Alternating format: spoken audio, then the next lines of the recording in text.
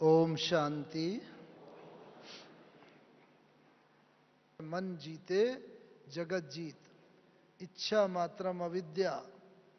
जो मन के हारे हार है, मन के जीते जीत, वो ऐसी स्थिति प्रैक्टिकल में आत्मा की हो जाती है जब अपने मन के संकल्पों पर संपूर्ण विजय हो जाती है, तो दूसरे के संकल्पों को वो आत्मा तुरंत पढ़ लेती है और उसका समाधान कर देती है।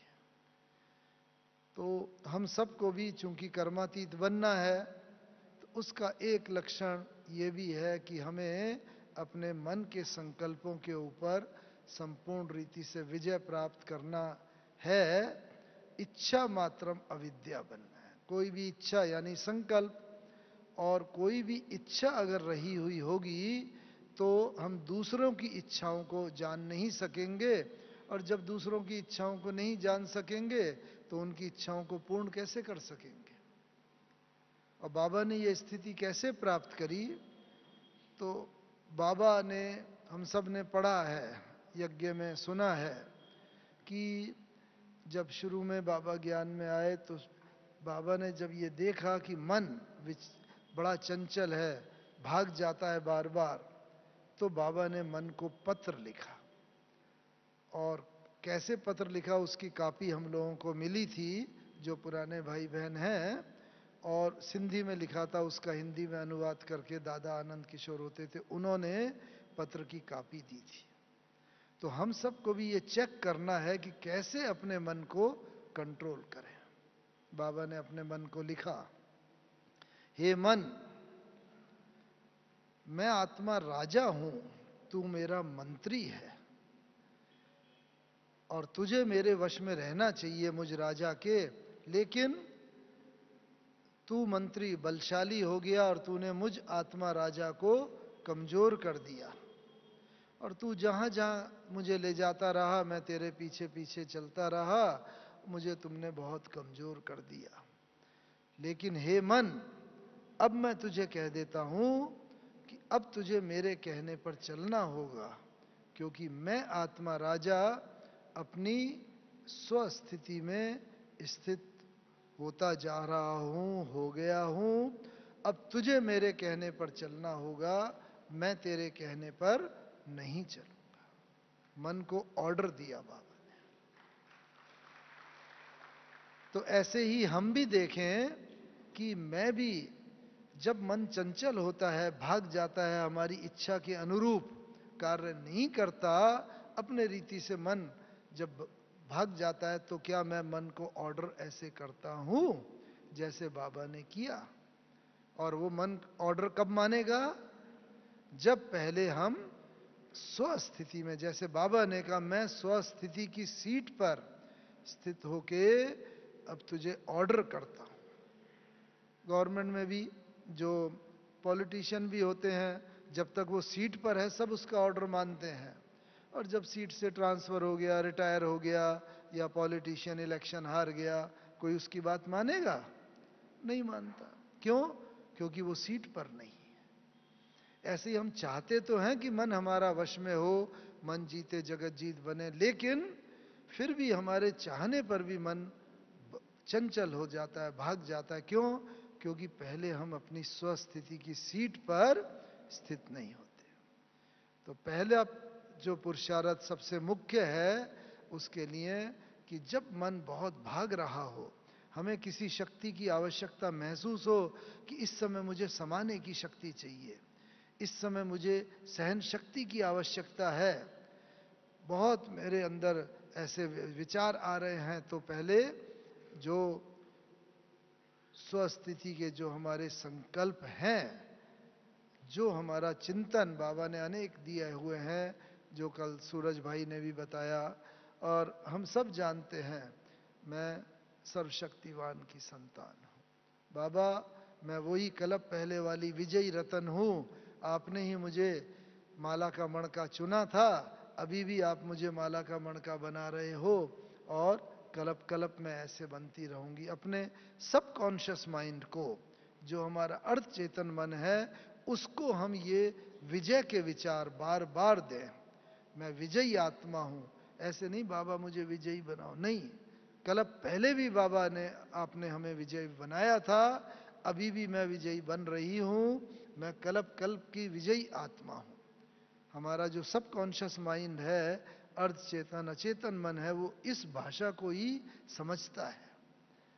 तो मैं विजयी आत्मा हूं, वही इमेजिन करो, विजुअलाइज करो, मैं राज सिंहासन पर बैठ करके और फिर ये विजयी की बात अपने मन को कह रही हूं, ऑर्डर कर रही हूं। एक बाबा का ये देखा, और फिर उसके बाद कभी भी बाबा को उसकी आवश्यकता नहीं रही, मन बाबा के वश में हो गया।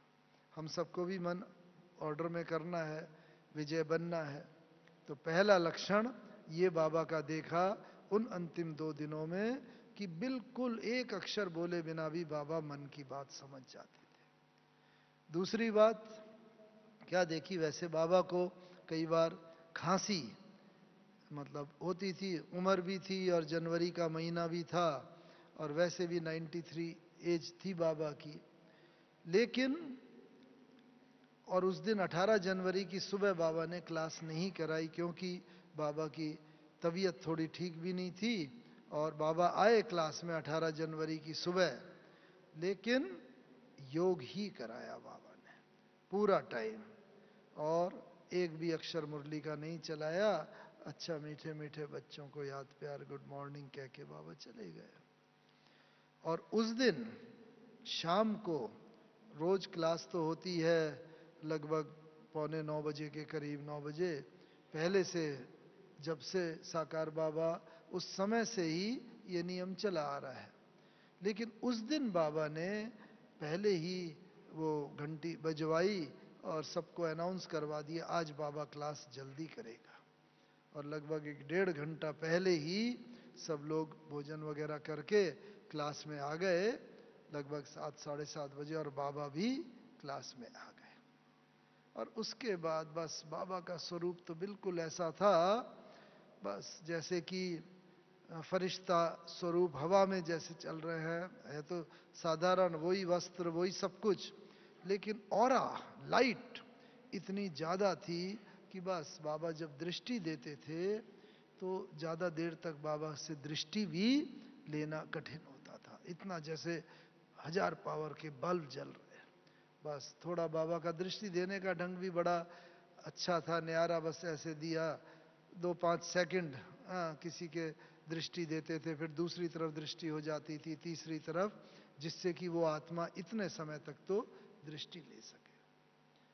और बस बाबा आए, और उस दिन जो बाबा ने मुरली चलाई 18 जनवरी की रात को, उसमें बाबा को एक बार भी खांसी नहीं आई, बिल्कुल गला साफ करने की भी जैसे जरूरत नहीं पड़ी। वो बाबा की टेप अभी भी मिलती है, सीडी मिलती है 18 जनवरी की रात्रि क्लास की, उसे सुन सकते हैं। अंतिम कर्मातीत अवस्था के समय बाबा ने ऐसे फ्लॉलेस मुरली चलाई, और मुरली चला करके बाबा ने, बस हम सामने बैठे हुए थे, बाबा की मुरली सुन रहे थे ऊपर हिस्ट्री हॉल में। तो देखो जब आत्मा की कर्मातीत फरिश्ता स्वरूप स्थिति होती है तो क्या लक्षण होता है। हम सम्मुख बैठे थे, हमारे मन में विचार आया एक, कि बस क्या ही अच्छा हो, बस बाबा कुछ हमारे लिए बोले। अब क्योंकि हम सभी होते हैं, यहाँ पर भी कल बाबा आए हुए थे, अव्यक्त बाप दादा भी आते हैं, बस नयों के मन में आता होगा विचार कि मुझे भी अगर स्टेज पर जाने का मौका मिल जाए, बाबा के हाथ से टोली मिल जाए, बाबा की दृष्टि मिल जाए। तो ऐसे ही उस समय बाबा के सामने 20-25 लोग बैठे होते थे, हिस्ट्री हॉल छोटा है, पांडव भवन में सबने देखा होगा। और बस हम बैठे, मन में विचार आया, और विचार आने की देर भी नहीं हुई, अब बाबा तो कर्मातीत, मन जीते जगत जीत स्थिति को प्राप्त कर चुका था। तो संकल्प हमारा हुआ, और तुरंत 1 सेकंड में बाबा तक पहुंचा, और तुरंत ही बाबा ने बस महावाक्य उच्चार दिए हमारा नाम लेके, और इस रीति से वो हमारे जीवन के लिए सदैव के लिए गाइडलाइन बन गए।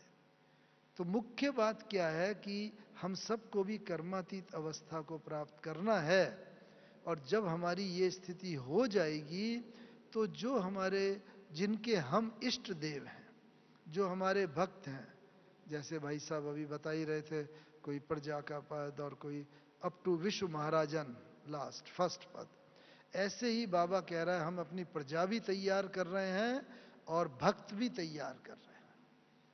अभी भी मंदिरों में जो भक्तों की भीड़ लगती है, वो मूर्तियां जो हैं वो हमारी आपकी ही तो मूर्तियां हैं, भले अभी हमें मालूम नहीं है, लेकिन हम बच्चों की ही वो मूर्तियां हैं। और जब हमारे जड़ चित्रों के आगे आके वो इतनी अपनी इच्छाओं की पूर्ति का अनुभव करते हैं, तो जब हम चैतन्य में अगर हैं तो हम अपने भक्तों की क्या इच्छा पूर्ण नहीं करेंगे। और वो ही अनुभव हुआ, हमें संकल्प आया, बाबा तो हम सबके इष्ट देव श्री कृष्ण, भक्ति मार्ग में कितनी उनकी पूजा की होगी, और साकार में सतयुग से लेकर तो उनके साथ ही साथ भिन्न भिन्न नाम रूप में पार्ट बजाया।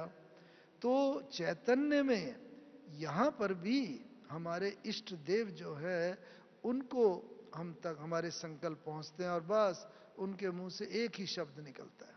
भक्ति मार्ग में भक्त अगर कोई इच्छा रखता है भगवान की साक्षात्कार की या कोई चीज की कामना, तो भगवान के मुंह से क्या निकलता है? हैं? कौन सा शब्द? तथास्तु। बस हमारे मन में हुआ और भगवान के मन में भी तथास्तु। क्योंकि शिव, वो ब्रह्मा बाबा तो शिव बाबा समान पूरे बन बाप दादा बोलते हैं। और आप सबने भी पढ़ा होगा, जब सूक्ष्म वतन में संदेशियां जाती थी तो पहले उन्हें बहुत अंतर दिखता था लाइट का, साकार ब्रह्मा बाबा और सूक्ष्म वतनवासी ब्रह्मा बाबा का। भले शक्ल सूरत एक जैसी थी लेकिन लाइट का डिफरेंस। लेकिन जितना जितना समय बीतता जा रहा था और बाबा बीच बीच में पूछते थे तो संदेशी यही बचाती थी, बस बाबा थोड़ा सा बस लाइट का फर्क है, बाकी सब बिल्कुल आप और वो बाबा समान है। और मैं तो 18 जनवरी को यहीं था जब बाबा ने शरीर छोड़ा, और उसके बाद दादी प्रकाशमणि जी ने संदेशी को भेजा वतन में। तो पहले तो संदेशी को बाबा खींचे ही नहीं, संदेशी गई भी तो अंधकार जैसा थोड़ा लगे। और जब संदेशी गई और बस वो देख रही थी कि हमेशा वहाँ पर बाप दादा जब दिखते थे तो कौन सा शिव बाबा का आकारी तन में है और कौन सा ब्रह्मा बाबा का। क्यों? क्योंकि दोनों की लाइट बिल्कुल एकदम समान जैसे हो गई। हम सबको भी वही स्थिति प्राप्त करनी है, हम सबके भी संपूर्ण स्वरूप जैसे सूक्ष्म वतन में हमारा आवाहन कर रहे हैं, इंतजार कर रहे हैं। और इस रीति से अभी भी यहाँ पर हमारे जड़ चित्रों के आगे लाइन लग रही है, तो यहाँ पर चैतन्य में तो हमें अपने भक्तों की मनोकामना पूर्ण करनी होगी। भले मालूम नहीं है, हमारे सामने आते हैं, इसीलिए बाबा कहता है सदा दाता बनो। कोई भी भक्त आए वो कुछ ना कुछ ले करके जाए, खाली हाथ ना जाए। सो शांति, प्रेम, आनंद, सद्भावना, शुभ चिंतन, शुभ चिंता, कोई भी बात बस आए और हमारे सम्मुख आके अपनी इच्छा की तृप्ति का अनुभव करके जाए। तो एक तो ये उस दिन देखा 18 जनवरी की रात्रि क्लास में बाबा तक संकल्प पहुंचा और बाबा ने महावाक्य उच्चार दिए। उसके बाद बाबा मुरली चला करके एक बार भी खांसी भी नहीं आई, जो इस बात का प्रतीक है क्या कि जब हमारी भी कर्मातीत अवस्था होगी तो शरीर के सब कर्म भोग के ऊपर हमारा योग बल संपूर्ण रीति से विजय प्राप्त कर लेगा।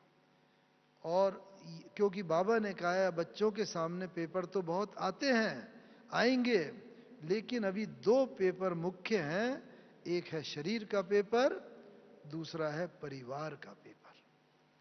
तो इसलिए शरीर का पेपर जो है ना वो सबके सामने आना है। युवा लोग ये ना समझे जो युवान है कि हम तो यंग है, हमें कोई बीमारी या उसका पेपर नहीं। भले शरीर इस अंतिम जन्म में हमारा जवान है, लेकिन आत्मा तो 84 जन्मों की वो बूढ़ी हो गई है।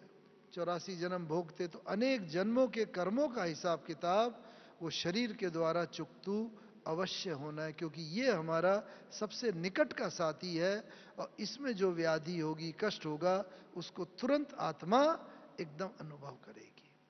इस कारण से, लेकिन जब कर्मातीत अवस्था होगी, उससे कुछ समय से पहले से ही शरीर के ऊपर किसी भी व्याधि का अनुभव नहीं होगा। व्याधि होगी, रोग होगा, दर्द होगा, लेकिन दर्द की अनुभूति नहीं होगी। आत्मा बिल्कुल जैसे न्यारी और प्यारी। ये बाबा का उस दिन देखा। एक बार भी खांसी भी नहीं आई, गला साफ करने की जरूरत नहीं पड़ी। उसके बाद बाबा उठे और उठ करके बाबा गए, एक कदम गए, फिर बाबा मुड़ के फिर बच्चों को दृष्टि देने लगे। बस बाबा को ये हो, आज मैं बच्चों को भरपूर कर दूं। फिर बाबा एक कदम और आगे बढ़े, फिर रुके, फिर मुड़ के फिर दृष्टि देने। यानी कि ब्रह्मा बाबा को, शिव बाबा को ये हो कि आज ये साकार में मेरा अंतिम मिलन है और इस साकार रथ के द्वारा मैं बच्चों को भरपूर कर दूं। और बाबा के सामने वही बच्चे नहीं होते थे जो सामने कल भी बाबा ने कहा ना, दूर बैठे भी, आज भाई साहब भी वो बता रहे थे ना, तो दूर बाबा हमेशा कहते थे साकार में कि मेरे सामने यही बच्चे नहीं हैं जो सामने बैठे हैं, बल्कि विश्व की समस्त आत्माएं मेरे सम्मुख हैं और उनको सम्मुख रख के बाबा मुरली चला रहा है। इस तरह बाबा कहते हुए और बस दरवाजे पर गए। दरवाजे पर बाबा ने बस बच्चों को भरपूर करके करा। फिर बाबा ने कहा, अच्छा बाबा बच्चों से छुट्टी लेता है, विदा लेता है। ये शब्द बाबा ने पहले कभी नहीं कहे। उस दिन ही भीष्म पितामह को जैसे कि इच्छा मृत्यु का वरदान था ना, ऐसे ही जब हमारी कर्मातीत अवस्था होगी तो हम अपनी इच्छा से जैसे शरीर छोड़ देंगे। भले कोई ना कोई कारण निमित्त बनेगा, और लेकिन हमें आभास हो जाएगा और बस हमारी स्थिति ऐसी होगी, अंत मते सो गते तभी होगी हमारी, जब अंत में हमारे कोई विचार, संकल्प, विकल्प कुछ नहीं होंगे, बस मैं और बाबा। और वो इच्छा मृत्यु ही होगी, तभी हमारी अंतमते सो गति होगी, हम कर्मातीत अवस्था को प्राप्त होंगे। अगर मानो प्रकृति के द्वारा हमारी मृत्यु हो गई, अर्थक्वेक आया, ये एकदम बिल्डिंग हिली, ऊपर से छत गिरी, चारों तरफ त्राही त्राही मची हुई होगी, और ऐसे में ना योग का वातावरण, याद का, कहीं किसी का फ्रैक्चर हो रहा है, कहीं खून बह रहा है, तो ऐसे में अगर शरीर छोड़ा तो वातावरण जैसा होगा वो हमें अपनी तरफ खींच लेगा। या तो ऐसी स्थिति हो कि इन सब से एकदम आत्मा न्यारी हो जाए। और ये बाबा का देखा कि बस कैसे बाबा ने ये छुट्टी ली। बाबा बच्चों से विदाई लेता है, छुट्टी लेता है, ये शब्द बोले बाबा ने, और बाबा अपने कमरे की तरफ गए। और फिर हम सब ने सुनाई है कई बार कि दादी जी के हाथों में हाथ और नैन मुलाकात करते हुए बाबा ने एकदम छुट्टी दी, बस देह त्याग किया। तो एक ये हो कि हम अपनी इच्छा से तभी देह त्याग कर सकेंगे। कर्मातीत अवस्था जो बाबा की देखी आंखों में, बिल्कुल वैसे भी मृत्यु के नाम से ही मनुष्य को भय लगने लगता है, लेकिन बस बाबा का ये स्पष्ट पता चल रहा था बाद में, पहले तो पता नहीं चलता, हद में रहते हैं हम। बाबा का वही चमकता चेहरा, वही मुस्कान, बच्चों से, अपने सब बच्चों से नैन मुलाकात करते हुए बाबा गए और दादी के हाथ में हाथ, छुट्टी ली। तो न तो मृत्यु का भय हो, न उसके कारण से कोई देहधारी, कोई व्यक्ति, वस्तु, वैभव, कोई की स्मृति हो। जब ऐसी स्थिति होगी, उसी को ही जो कर्मातीत अवस्था, फरिश्ता स्वरूप अवस्था, विदेही स्थिति कहा गया, और उस स्थिति में ही हम विश्व महाराजन की का पद प्राप्त कर सकेंगे। तो एक बाबा की ये बात देखी। तीसरी बात, और क्योंकि जो बाबा की कर्मातीत अवस्था की स्थिति देखी हम सबको ही पालन करनी है।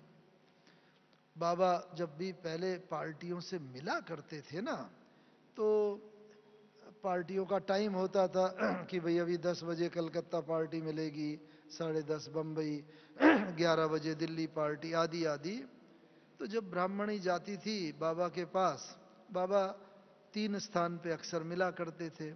या तो बाबा अपने कमरे में, तब बाबा का कमरा बड़ा छोटा था, आप सबने देखा, अभी तो बड़ा है। पहले बाबा का कमरा जहाँ तक पलंग है पड़ा हुआ और पीछे जो दरवाजा है बस वहीं तक का ही कमरा था बाबा का। तो वहाँ पर मिला करते थे बाबा, या झोपड़ी में मिलते थे, थोड़े ज़्यादा लोग होते थे, 7-8 लोग अगर हुआ करते थे, या फिर 12, 15, 20 होते थे जो बहुत बड़ी पार्टी समझी जाती थी, तब हिस्ट्री में हॉल में मिलते थे। लेकिन बस पार्टी आने का समय हुआ, बाबा इंतजार, बस देह में है, आंख खुली हुई है, ब्राह्मणी आई, बाबा मैं पार्टी फलाना पार्टी, बस जैसे बाबा को देह से आंख खुली है, कोई ध्यान में भी नहीं है, साक्षात्कार नहीं, कुछ नहीं, लेकिन विदेही स्थिति, अशरीरी। तो जब ब्राह्मण याद बाबा बाबा, तो थोड़ा बाबा को कभी कभी जर्क जैसा ना, एकदम, अच्छा बच्ची आ गए, हाँ हाँ हाँ, पार्टी को लाओ, कहाँ है पार्टी। तो बाबा जैसे यहाँ होते हुए भी देह से न्यारी स्थिति में होते थे।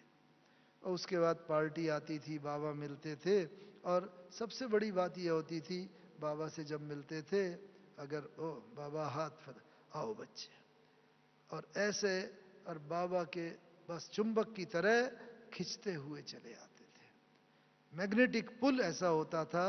और उसका सबसे बड़ी बात यह होती थी कि जैसे ही बाबा की दृष्टि पड़ती थी या बाबा की बाह में आए, तुरंत विदेही हो जाते थे, अशरीरी, बिल्कुल देह का भान नहीं। और उसका अनुभूति कब होती थी, बस थोड़ी कुछ सेकंड, 30 सेकंड, 45 सेकंड या 1 मिनट के बाद बाबा ऐसे थपथपा, हाँ बच्चे आओ आओ, जैसे बाबा देह में, फिर कोई आत्मा जाती नहीं है, लेकिन आत्मा विदेही स्थिति का जब अनुभव करती है, फिर बाबा ऐसे करके बस देह में ला के फिर टोली खिलाते थे, हालचाल पूछते थे, नाम, और उसके बाद एक जाता था, फिर दूसरा आता था, फिर दूसरे को भी, हर एक को ये अनुभव होता था अशरीरी स्थिति का। क्यों?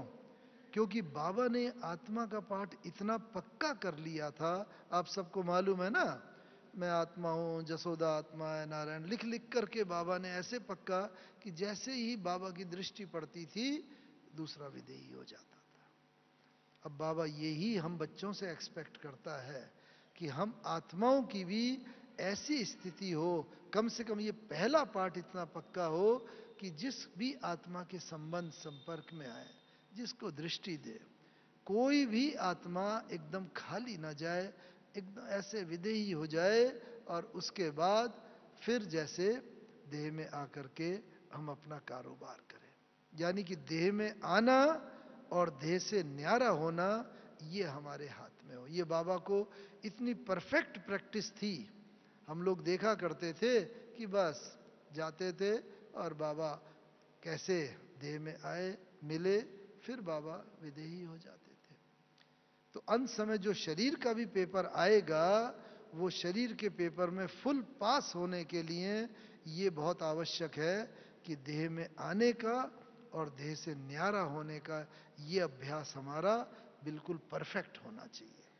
और ये तभी होगा, बस धीरे धीरे हम लोग इस स्थिति में ना, बस मैं आत्मा हूँ, अशरीरी हूँ, निराकारी हूँ, देह से न्यारी हूँ। क्योंकि बड़ी दीदी को हम, दादी जी को, प्रकाशमणि दादी जी, जब तबीयत थोड़ी ठीक नहीं थी दादी के, तो दादी के पास जाते थे। डॉक्टर लोग कहते थे, दादी आपको तो बड़ा दर्द हो रहा होगा शरीर में, ये दवाई दी है, इतने इंजेक्शन दिए हैं। दादी कहती थी, नहीं मुझे तो बिल्कुल भी लगता ही नहीं। क्यों? क्योंकि बस जब भी मुझे थोड़ा भी ये आभास होता है, मैं देह से न्यारी हो जाती हूँ। इस बात को मैं ये करती हूँ रिपीट, और देह से एकदम न्यारी हो जाती हूँ, बिल्कुल देह में दर्द का अनुभव नहीं होता। तो ऐसे ही यही बाबा का स्थिति थी। यही पेपर तो सबके सामने आना है, जो बाबा ने कहा देह का पेपर है, बीमारियों का, बहुत जन्मों का पेपर हिसाब किताब का है, आएगा। इसलिए देह से न्यारा होने का, जब चाहे न्यारे हो जाएं, जब चाहे देह में आ जाए। तीसरा ये बात बाबा का जो देखा, और ये ऐसी बात थी, है हम सब बच्चों के लिए, जो हम सब के लिए आई ओपनर है, आंख खोले। और चौथी जो मुख्य अंतिम बात है, बाबा ने शरीर 18 जनवरी को छोड़ा। और जब जगत जीत बोलते हैं, मन जीते जगत जीत, तो जगत में क्या आता है? केवल हम आप मनुष्य ही नहीं आते, मनुष्य भी आते हैं, पशु पक्षी जीव जंतु और प्रकृति, 5 तत्व जिनका हमारा ये शरीर बना है। हमें याद आता है जब भोग लगता था ना, तो बस एक चिड़िया थी, वो हमेशा हर गुरुवार को आया करती थी।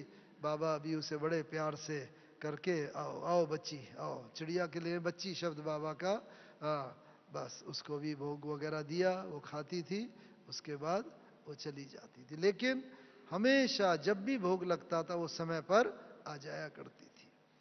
और 18 जनवरी जब बाबा ने शरीर छोड़ा, और उसके बाद वो देखा जिस दिन अव्यक्त रूप से वो हुआ, बस वो आई और बस देखते रहे। और उसके बाद यानी कि पशु पक्षी जीव जंतुओं को, आपने वो भी दृष्टांत सुना होगा, एक बार मधुबन में सांप निकला था, तो बस सब लोग दौड़े मारने के लिए। तो हमारे एक बलदेव भाई होते थे जयपुर के, तो बाबा ने कहा, अरे बच्चे मारो नहीं मारो नहीं, इसे पकड़ के एक उसमें डाल दो, मटके में। तो थोड़ा डर लगने लगा, क्योंकि भाई सांप है और ये तो कोई सोच नहीं। बाबा ने कहा, अरे बच्चे लाओ लाओ लाओ, बाबा जाता है। बाबा ने कहा, तो नहीं नहीं बाबा, हम जाते हैं। और वो बस उन्होंने पकड़ा, पूंछ से बिल्कुल सांप जैसे एकदम पालतू टाइप का, बिल्कुल कुछ भी उसने विरोध नहीं किया, उसको पकड़ा, डाल दिया मटके में, ऊपर से बांध करके उसे छोड़ाया। जो शास्त्रों में पढ़ते हैं कि भाई सन्यासी ऋषि मुनि जो पुण्य आत्मा पवित्र आत्मा होते थे, जंगल में शेर भी आ जाता था, और बहुतों की जीवन कहानियां हैं। तो ये प्रत्यक्ष देखने को कई बार बाबा के सामने ऐसा मिलता था, कोई भी ऐसे आता था, प्रेम से स्नेह से कैसे वो वशीभूत हो जाते थे। तो बाबा ने जिस दिन शरीर छोड़ा 18 जनवरी को, रात को शरीर छोड़ा, 18 जनवरी पूरी रात शरीर रखा रहा, 19 का सारा दिन, 19 की रात, 20 तारीख का सारा दिन, 20 की रात, और 21 तारीख को दोपहर के बाद बाबा का संस्कार किया गया। क्योंकि चारों तरफ से सब बच्चे आ रहे थे, सबके टेलीग्राम टेलीफोन आ रहे थे, रखो शरीर हम आ रहे हैं आ रहे हैं। और बड़ी दीदी भी बाहर थे, दीदी मनमोहनी जी। तो जब 21 तारीख को आए तब शरीर का संस्कार। लेकिन लगभग 65 घंटे तक शरीर रखा रहा, न कोई इंजेक्शन दिया गया था, न कोई केमिकल लोशन लगाया गया था। लेकिन वैसे ही बाबा का शरीर एकदम चमकता हुआ गोरा रंग, बिल्कुल कुछ काला नहीं पड़ा, और न कोई दुर्गंध आई। और सबसे बड़ी बात, जब हम लोग शरीर लेकर के शांति स्तंभ जहाँ है आजकल, उस जगह बाबा का अग्नि संस्कार किया गया था, अंतिम संस्कार। तो जब लाया गया शरीर, तो शरीर बिल्कुल काफ़ी हद तक जैसे थोड़ा फ्लेक्सिबल था।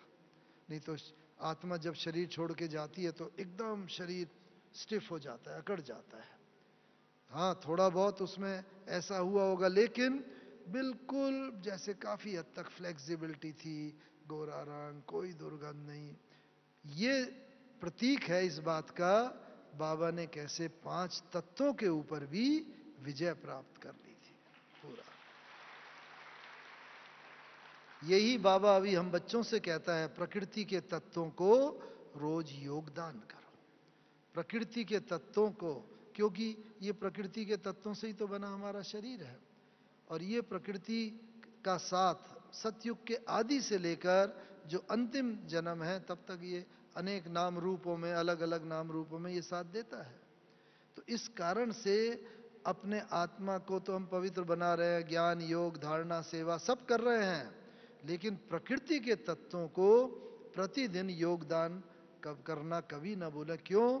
क्योंकि जब तक हम प्रकृति जीत नहीं बने हैं, तब तक हम संपूर्ण कर्मातीत अवस्था को प्राप्त नहीं कर सकते। तो प्रकृति जीत बनने के लिए एक तो ये आवश्यक है कि प्रकृति के तत्वों को रोज योगदान करें, और दूसरा ये आवश्यक है कि प्रकृति के तत्व जो है ना, उनको हम अपना मित्र बना लें।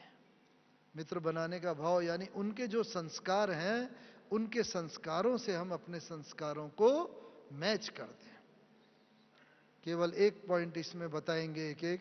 मानो जल तत्व है। अब बाबा ने कहा है जल बहुत उछाल खाएगा, बाढ़ आएगी, सुनामी आएगी, इतनी बारिश होगी, बहुत लोग मरेंगे। तो ऐसी मृत्यु हमें तो स्वीकार नहीं, क्योंकि हम चाहते हैं हम इच्छा मृत्यु का वरदान हो, हम अपनी इच्छा से शरीर छोड़ें। तो जल तत्व को अगर हमने अपना मित्र बनाया होगा, तो जल मित्र कभी भी मित्र की जान नहीं लेता, प्राण नहीं लेता। मित्र हमेशा मित्र की रक्षा करता है। तो जल का सबसे बड़ा संस्कार क्या है, क्या गुण है?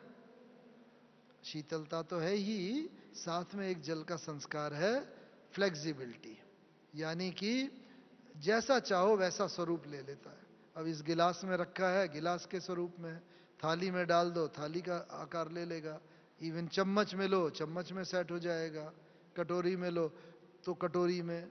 तो ऐसे ही हमारे भी संस्कार ऐसे फ्लेक्सिबल हों, हर आत्मा के साथ हम मिल करके चल सकें।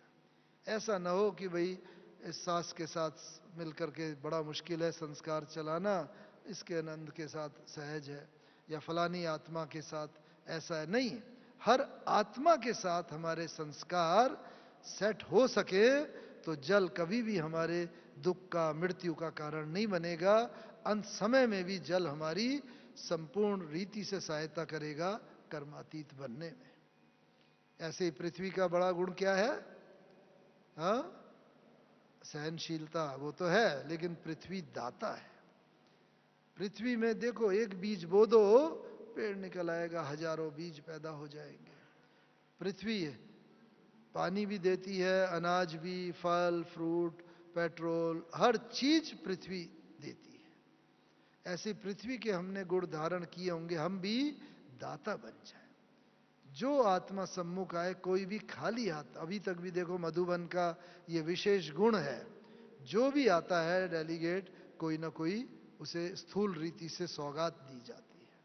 ये हमारी ही यादगार है हम ब्राह्मण बच्चों की, कि हम ब्राह्मणों ने इस संगम युग में ऐसे दातापन का पार्ट बजाया था कि जो भी आत्मा आती है वो खाली हाथ नहीं जाती। उसी की यादगार आजकल स्थूल रूप में आज तक मधुबन में भी चली आती है।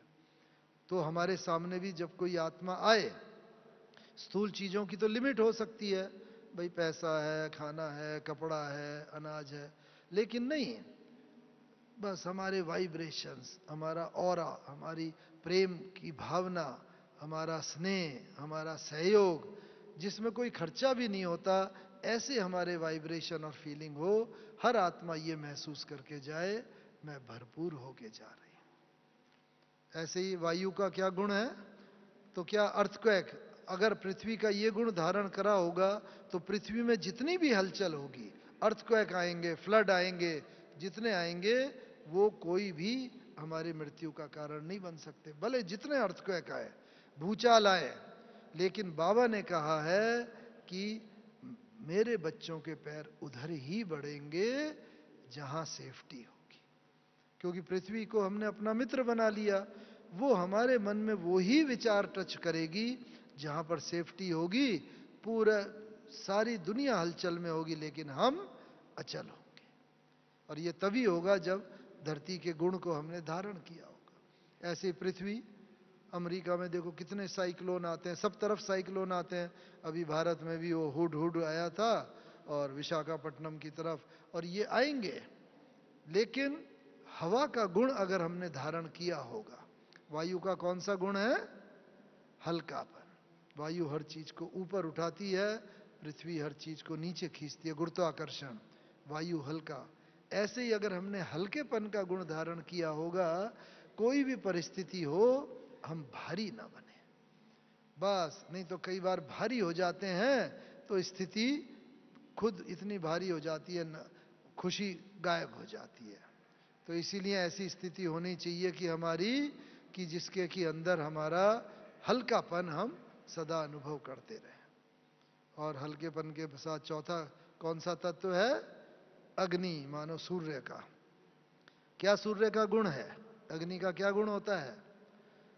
अग्नि का गुण होता है, अग्नि में कोई भी चीज डालो उसका रूप परिवर्तित हो जाता है। ऐसा ही बाबा ने कहा, आपकी ज्वालामुखी स्वरूप की अग्नि ऐसी जली हुई हो, रोती हुई आत्मा आए, बस सम्मुख आए, हंसती हुई चली जाए। अशांत आत्मा आए, शांति के सागर में लहराती हुई चली जाए। वो तब होगा, हम उसका रूप परिवर्तन तब कर सकेंगे जब हमने खुद भी ज्वालामुखी रूप योग अग्नि जलाई होगी। अब पांचवा तत्व आकाश। क्या गुण है आकाश में? विशालता। आकाश के कारण ही उसमें सैटेलाइट छोड़े हैं, टीवी काम करता है, मोबाइल काम करता है, कम्युनिकेशन, बातचीत एक दूसरे से दुनिया के एक कोने से दूसरे कोने तक कर सकते हैं। ऐसे ही हमारा कम्युनिकेशन हर आत्मा के साथ हो। ऐसा नहीं कि इस आत्मा से मेरे संस्कार मिलते हैं, इसके साथ तो हम बहुत घंटों तक बात करते रहें, और जिस आत्मा से नहीं बनती है वो सामने भी आए, हम नजर बचा के निकल जाए, उसको दृष्टि न दे। ऐसा नहीं। विश्व महाराजन का हर आत्मा से संपर्क होगा। अगर एक भी आत्मा ऐसी है जो हमारे लिए अशोभनीय है, हमारे साथ उसके संस्कार नहीं मिलते, हम उसे दृष्टि नहीं देते, उसके साथ बात नहीं करते, एक भी आत्मा है, तो हम विश्व महाराजन कभी नहीं बन सकते। तो ठीक है, इस तरह पांचों तत्वों का अगर हमने मित्र बना लिया होगा, और बाबा ने जो देखा ना किस तरह मित्र बनाया, पांचों तत्वों ने अंत तक साथ दिया, तो हम सब आज यही संकल्प लेके उठें कि बाबा की तरह हम सबको भी कर्मातीत बनना है, और बाबा हम आपके साथ आए कि आए। ओम शांति, ओम शांति।